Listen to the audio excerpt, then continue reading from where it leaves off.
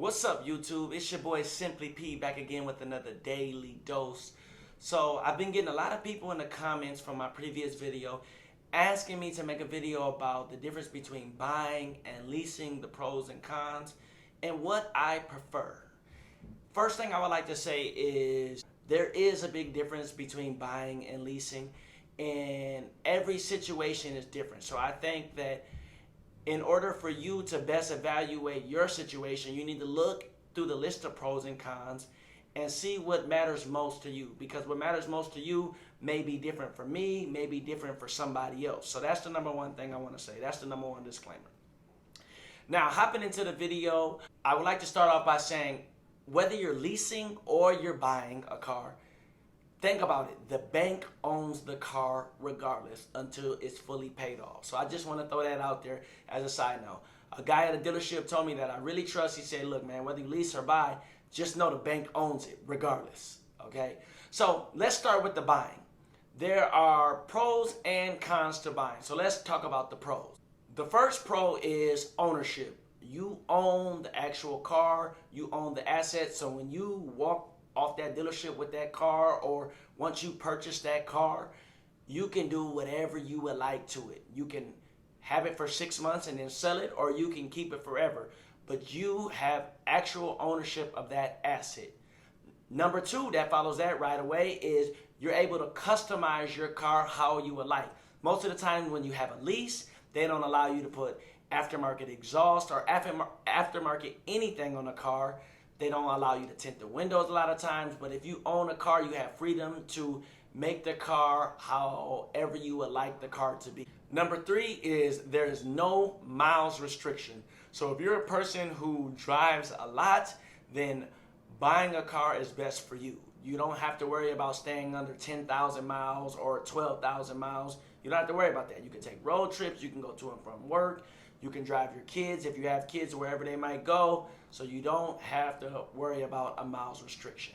And lastly, there is no extra cost for excessive wear and tear. A lot of times when you have a lease, if you have more wear and tear than the dealerships think you should have, then they charge you a penalty for that. There is no penalty for that on a car that you own. So you don't have to pay them excessive wear and tear fees.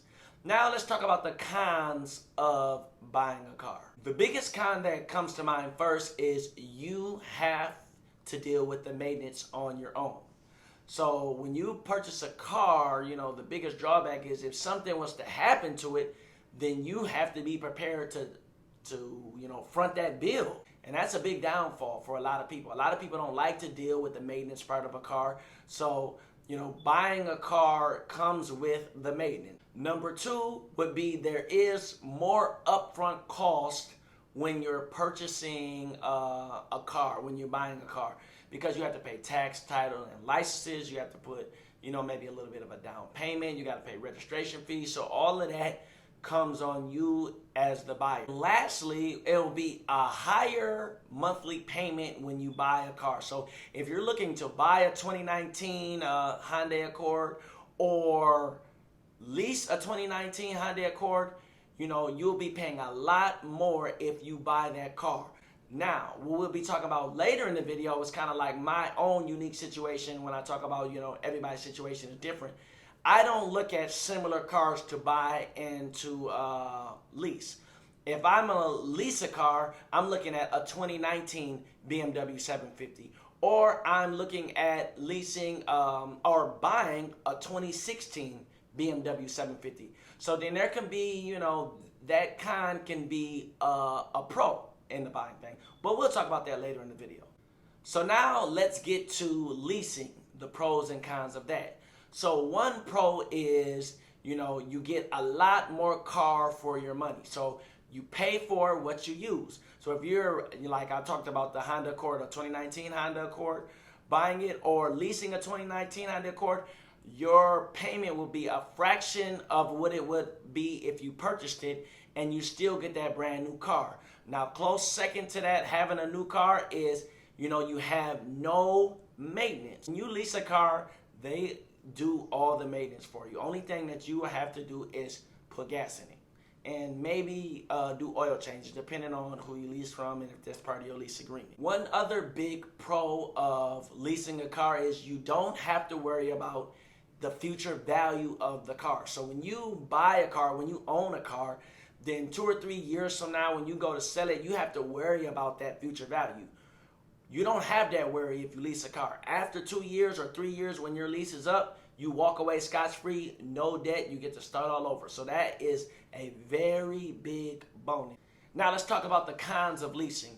The biggest con in my eyes is miles restriction. So if you're a person who drives a lot, then a lease is not going to work for you because you're going to end up going over that 12,000 mile lease or 15,000 mile lease and then having to pay extra, usually 50 cents to 75 cents every mile you go over. I've had plenty of friends who have leased a car because, oh, it was cheaper, and then they got a 10,000 mile lease, and then now in year one, they're already at 13,000 miles. So they already have used up all their miles for year one and bit into a little bit of years 2 miles. So you don't want that. If you're a person who drives a lot, a lease is not for you. Number 2 con of leasing for me is you cannot customize a car.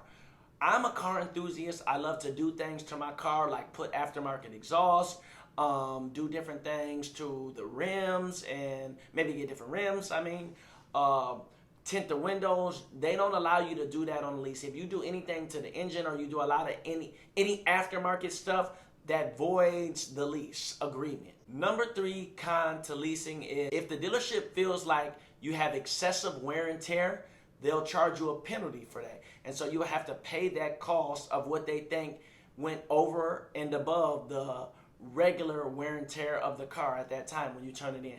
So I don't like that because that's kind of a judgment call on the dealership, and that's really subjective.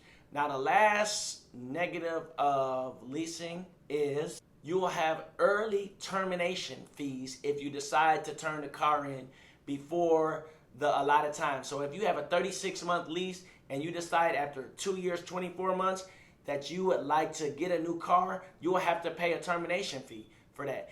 And I do not like that at all. That came back to bite me in the butt one time. I was leasing a Challenger, and in my first year of the lease, I drove maybe 3,000 or 4,000 miles because I was overseas for most of the time. And then in the second year of the lease, I probably drove another 2,000 or 3,000 miles because, again, I was overseas for 10 months out of the 12 months. And so after that second year, I decided, man, I want to trade this car in and I want to get something else. I just don't want this car no more. And when I went to trade it in, I had to pay not only an early termination fee, but then I was upside down on my lease. And I was like, dang, I've only drove this car 8,000 miles in 2 years. Why would I be upside down? But that's the negative of the lease, having to pay that early termination fee and then having to pay the buyout price will make you upside down.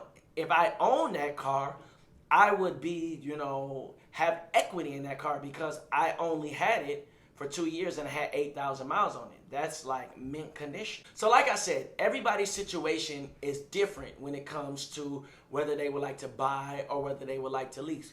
You will have to look at your own personal situation, go through the pros and cons, and see what truly makes sense for you. For me, I prefer to buy. And this is what I was referring to earlier in the video is when I look to buy, I'm looking at whether I should buy a luxury car that's brand new or whether I should get a slightly owned luxury car. So in my case, when I bought the BMW, I was looking at either a 2019 BMW or looking at getting a slightly used BMW. So if we're looking at a 2019 BMW and we're looking at a 2015 BMW or a 2016, then the prices are going to change dramatically when you talk about leasing and buying. So if you were to lease a 2019 BMW, your payment will be right around $1,000. But if I was to buy a 2015 or a 2016 BMW, then I would be paying around $600 or $650. Maybe $650 is a better price, $650, $700.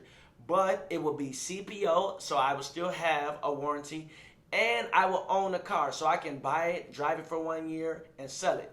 Now, if I was comparing buying a new 2019 BMW or leasing a 2019 BMW, obviously it makes sense to lease because you get a lot more car for a fraction of the price. If I was to buy a brand new BMW 2019, it will be about $1,200 or $1,300, and that's after a down payment and tax, title, and licenses and all of that. So it makes sense. If you're buying a car and they're same year, same price, and you're looking to lease or buy, then it may make sense in your situation to lease. In my situation, it would.